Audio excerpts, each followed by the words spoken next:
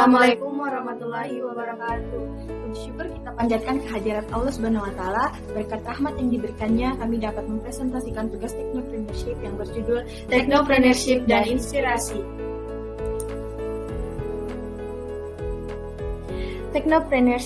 Technopreneurship adalah bidang teknologi di mana keahlian yang dibutuhkan tak lagi hanya wirausaha, tetapi juga pengetahuan akan teknologi mutakhir. Di sini ada skill penting Technopreneurship. Yang pertama ada kerjasama tim. Kerjasama tim merupakan kombinasi antara keahlian teknis dengan bakat kewirausahaan, namun dasarnya tetap sama. Ketika Anda memiliki ide cemerlang, maka waktu terbaik untuk mencari dukungan. Dan jika Anda tidak memiliki pengetahuan teknologi, maka rekrutlah orang yang paham teknologi. Yang kedua ada penyelesaian masalah. Penyelesaian masalah yaitu memecahkan masalah di setiap kesempatan. Terutama di awal Anda bisa mengatasi perubahan operasional, pendanaan, dan juga hambatan regulasi.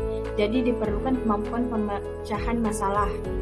Kemudian ketiga ada pengambilan keputusan. Pengambilan keputusan adalah keterampilan penting yang harus dimiliki setiap technopreneur. Setelah mendapatkan pikiran pro dan kontra, semua opsi Anda harus mengambil strategi terbaik yang hemat biaya serta layak secara komersial sehingga tidak membingungkan Anda sendiri dengan mengubah rencana Anda berulang kali. Kemudian di sini ada fokus utama dalam Technopreneurship. Yang pertama ada usaha berteknologi tinggi dalam teknologi informasi dan komunikasi, internet, layanan kehidupan, elektronik, dan bioteknologi.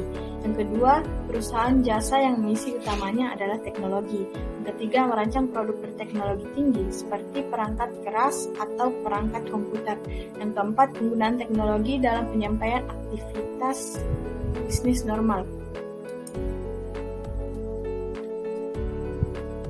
Dan selanjutnya peranan Technopreneurship. Dalam peranan Technopreneurship terdapat dua, peran dalam segi ekonomi dan peran dalam segi lingkungan. Peran dalam segi ekonomi terdapat yaitu 1. Meningkatkan efisiensi dan produktivitas, 2. Meningkatkan pendapatan, 3. Menciptakan lapangan kerja baru, 4. Menggerakkan sektor-sektor ekonomi yang lain. Dalam peran dalam segi lingkungan yaitu 1. Memanfaatkan bahan baku dan sumber daya alam Indonesia secara lebih produktif, 2. Meningkatkan efisiensi penggunaan sumber daya terutama sumber daya energi. Selanjutnya itu tujuan Technopreneurship. Pertama itu menciptakan kesempatan kerja. Technopreneurship menciptakan lapangan kerja dan membantu bangsa untuk memerangi masalah pengangguran. Hal ini meningkatkan tingkat lapangan kerja suatu perekonomian. Kedua yaitu sumber daya lokal. Penggunaan sumber daya lokal meningkatkan nilainya dan mengurangi laju pengurusan sumber daya. Ketiga, diversifikasi bisnis dan desentralisasi. Seorang pengusaha dapat mengetahui peluang bisnis dan menempatkannya di daerah yang sesuai termasuk daerah terpencil. Keempat yaitu kemajuan teknologi. Dengan menjadi teknopreneur yang kreatif dan inovatif, mereka memainkan peran penting dalam bidang pemanfaatan serta perkembangan teknologi. 5. Pembentukan modal. Mengambil bantuan keuangan dari investor dan pemodal serta memanfaatkan investasi besar yang mengarah pada pembangunan ekonomi. 6. Promosi kegiatan kewirausahaan. Dengan menginspirasi rekan tim dan karyawan untuk tumbuh dan memulai perusahaan bisnis mereka. Selanjutnya yaitu manfaat Technopreneurship. Manfaat dari Technopreneurship yaitu 1. Mampu meningkatkan penjualan, 2. Keuntungan yang lebih tinggi dibanding sebelumnya, 3. Dapat menggunakan teknologi yang baik dan benar, 4. Menciptakan lapangan kerja baru, 5. Memupuk jiwa kewirausahaan bagi generasi muda, 6. Berani tampil dalam hal pengembangan dan pengelolaan usaha, 7. Memiliki skill base dalam bidang IT yang lebih memadai, 8. Memperluas akses pembangunan. Inspirasi. Apa itu inspirasi? Inspirasi secara umum adalah dorongan yang muncul pada seseorang yang mampu merangsang pikiran manusia untuk melakukan tindakan yang berhubungan dengan hal kreatif. Dari mana sajakah inspirasi dapat ditemukan? Pertama, membaca buku, 2. Mendengarkan musik, 3. Menonton film, 4. Mencoret-coret kertas dengan pensil, 5. Mendengarkan cerita orang, 6. Mendengarkan audio motivasi, 7. Melihat aktivitas orang lain sehari-hari, 8. Sharing bersama teman atau orang-orang baru. Di sini ada cara sederhana untuk menginspirasi orang lain di sosial media. Yang pertama ada berbagi semangat dan inspirasi hidup. Jadi misalnya di kondisi pandemi COVID-19 yang penuh ketidakpastian ini, banyak orang lebih cepat stres, kesepian, sampai depresi. Banyak orang butuh dukungan hidup dari sesama dengan hal yang sederhana. Misalnya menyuntikkan semangat hidup dan juga motivasi untuk orang lain melalui sosial media. Posting aja kayak quote-quote penyemangat hidup atau cara yang mampu menggugah hati orang lain untuk terus berjuang meski dalam kondisi terburuk. Yang kedua ada mengajak untuk berbuat kebaikan. Di sini sosial media juga bisa menjadi salah satu sarana yang sangat ampuh untuk berlomba menebar kebaikan.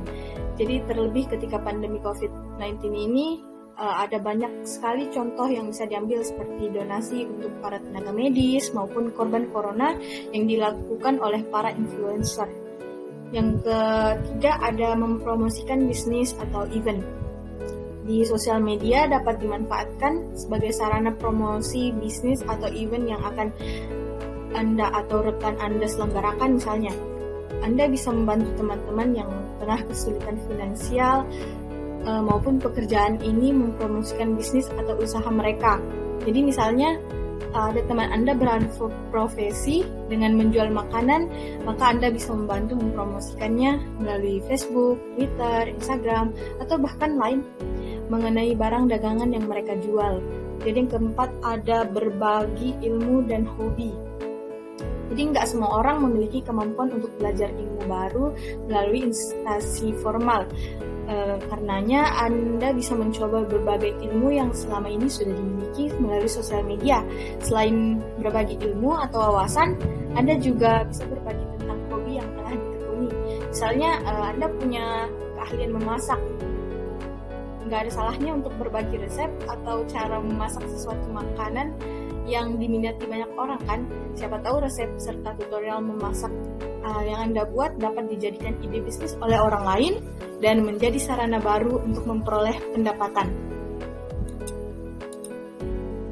Kemudian ada contoh kata-kata yang dapat menginspirasi. Jadi inspirasi itu nggak hanya berasal dari kisah hidup seseorang. Hal sederhana seperti kata-kata itu juga dapat memberikan inspirasi. Misalnya, no more waiting to become, it's time to simply be.